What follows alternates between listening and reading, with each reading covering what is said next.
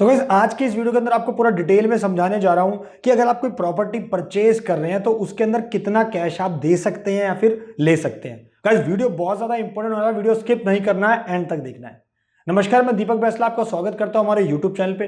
Guys channel पे नए हो तो वीडियोस को लाइक कर दें, शेयर कर दें और साथ साथ चैनल को सब्सक्राइब जरूर करें। नीचे लाल बटन है उसको दबाएं ताकि कोई भी लेटेस्ट इंफॉर्मेशन आए, लेटेस्ट वीडियो आए तो आपको सबसे पहले मिले और आप उसे मिस ना करें।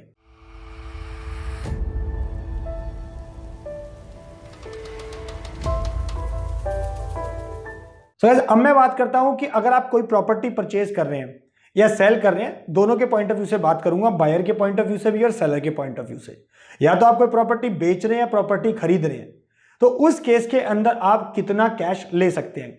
दोस्तों ये क्वेश्चन मुझसे जनरली बहुत ज्यादा पूछा जाता है कि सर आप बताइए कि हम कितना कैश ले सकते हैं, प्रॉपर्टी बेचने या खरीदने पर कितना कैश दे सकते हैं। तो गाइस दोनों ही केसेस के अंदर मैं बात करूं तो इनकम टैक्स लॉ के हिसाब से सेक्शन 269 SS जो कहता है इनकम टैक्स का कि आप जो है 19,999 रुपए तक का कैश दे सकते हैं। 19,999 का क्या लॉजिक है दोस्तों?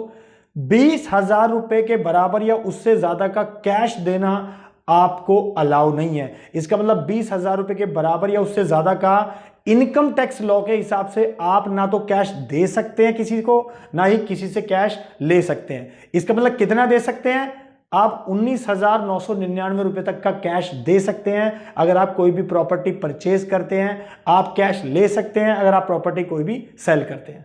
गाइस ज्यादातर जो हमारे कैश की इन्वॉल्वमेंट होती है, आप लोगों को पता ही होगा कि वो ज्यादा हमारी प्रॉपर्टी सेल परचेज करने में होती है। तो इसका मतलब यह है कि अगर आप प्रॉपर्टी सेल परचेज में डील कर रहे हैं तो ऑब्वियसली आधे लोगों को तो ये पता ही नहीं कि सर हम कितना कैश हमें देना चाहिए। मैंने देखा है कि कई जगह काफी केसेस के अंदर लोग मल्टीपल कैश के ट्रांजैक्शंस कर देते हैं। बहुत ज्यादा कैश अपना जो उनके पास अवेलेबल होता है वो पे कर देते हैं प्रॉपर्टी खरीदने बेचने में। लेकिन दोस्तों लॉ के हिसाब से अगर मैं बात करूं तो लॉ सिर्फ ये कहता है कि आप 19,999 रुपए तक का ही कैश दे सकते हैं, उससे ऊपर का कैश आप दे ही नहीं सकते। तो दोस्तों मैं आपको एग्जांपल के साथ समझाता हूं बिल्कुल सरल भाषा में। हमारे एक शुक्ला जी है हैरियर वाले, उनको प्लॉट परचेज करना है पंडित जी से। अब पंडित जी से वो मिले तो शुक्ला जी ने बोला भाई मुझे प्लॉट परचेज करना है ये वाला, पंडित जी आप मुझे बताइए कितनी कीमत है। पंडित जी ने बोला 60 लाख की कीमत है, 60 लाख का प्लॉट आपको ये पड़ेगा।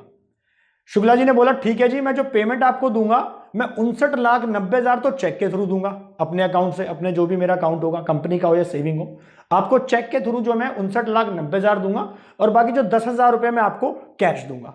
तो गाइस इस केस के अंदर देखा जाए तो जो पेमेंट यहां पे कैश में हो रही है शुक्ला जी के द्वारा पंडित जी को, वो 19,999 यानी कि 20,000 रुपए से कम हो रही है। ओनली 10,000 रुपए कैश दिया है तो इस केस में कोई दिक्कत नहीं आने वाली, क्योंकि जब प्रॉपर्टी की रजिस्ट्री होगी, आपको पता है जब प्रॉपर्टी की रजिस्ट्री होती है तो उस केस में दोनों पार्टीज के जो भी बायर हैं, जो भी सेलर हैं, जो भी शुक्ला जी हैं और पंडित जी हैं, उनके क्या होता है, उनके पैन कार्ड और उनकी जो रजिस्ट्री की डिटेल है वो रजिस्ट्रार के पास रजिस्टर्ड की जाती है, वो डिटेल दी जाती है और उसी बेसिस पे रजिस्ट्रार जो होता है प्रॉपर्टी का वो सारी इंफॉर्मेशन किससे शेयर करता है, वो इनकम टैक्स से शेयर करता है। अब इसी केस के अंदर मैं बात करता हूं कि शुक्ला जी ने बोला भाई 60 लाख की प्रॉपर्टी है और पंडित जी मैं क्या है 59 लाख रुपए तो दूंगा चेक के थ्रू और 1 लाख रुपए दूंगा कैश।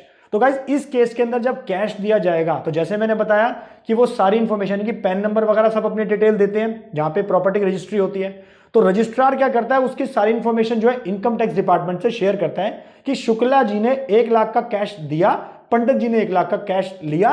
प्रॉपर्टी वाले केस में, प्रॉपर्टी सेल परचेज में कैश का जो है वो लेन देन हुआ है, तो उस केस में इनकम टैक्स के पास यहां पे हक है कि वो शुक्ला जी को नोटिस भेज सकती है और साथ ही वो पंडित जी को भी नोटिस भेज सकती है। तो गाइस इसी के केस में अगर मैं बात करूं तो सेक्शन 271D इनकम टैक्स का कहता है पेनल्टी के बारे में कि अगर आप कैश का लेन देन करते हो, 19,999 से ज्यादा का कैश का लेन देन करते हो, यानी कि 20,000 से कम करते हो तो कोई समस्या नहीं है, कैश ले दे सकते हो, सेल परचेज कर सकते हो, आराम से कैश में कर सकते हो, 20,000 से कम की वैल्यू है। लेकिन अगर आप 20,000 से ज्यादा का लेन देन करते हो कैश में, 20,000 के बराबर या उससे ज्यादा का लेन देन करते हो कैश में, तो उस केस के अंदर जितना भी आपने अमाउंट इन्वॉल्व है उस ट्रांजैक्शन में, यानी कि जितना भी आपने कैश दिया वो सारा का सारा आपका पेनल्टी के तौर पे लगेगा। और दोस्तों लगेगा किसके ऊपर? जो आदमी रिसीव कर रहा है। जैसे इस केस के अंदर पैसा किसने लिया प्रॉपर्टी बेच के? पंडित जी ने पैसा लिया, 1 लाख का कैश पंडित जी ने लिया। तो जो सेक्शन 171D है वो पेनल्टी लगाता है पंडित जी के ऊपर, यानी कि लेने वाले के ऊपर दोस्तों यहां पे पेनल्टी लगती है। दोस्तों गवर्नमेंट ने पूरी तरह यहां पे फंसाने की कोशिश की, अगर आप समझ पा रहे हैं।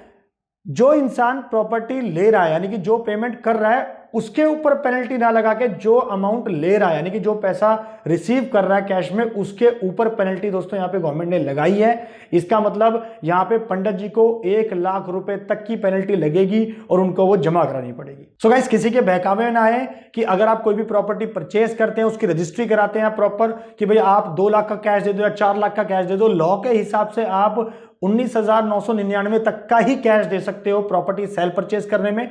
उसके ऊपर का जो भी कैश दिया जाएगा वो आपका एक तरह से डिसअलाउ हो जाएगा, वो आपकी पेनल्टी के रूप में आपके सामने आ सकता है दोस्तों।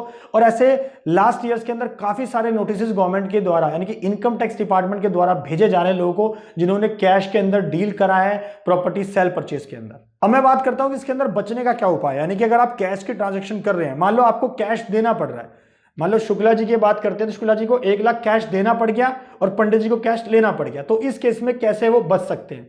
तो गाइस पहले मैं यहाँ पे बात करता हूं कि अगर कोई भी ऐसी इमरजेंसी थी जिसको टाला नहीं जा सकता था, तो उसकी आपके पास जानकारी होनी चाहिए।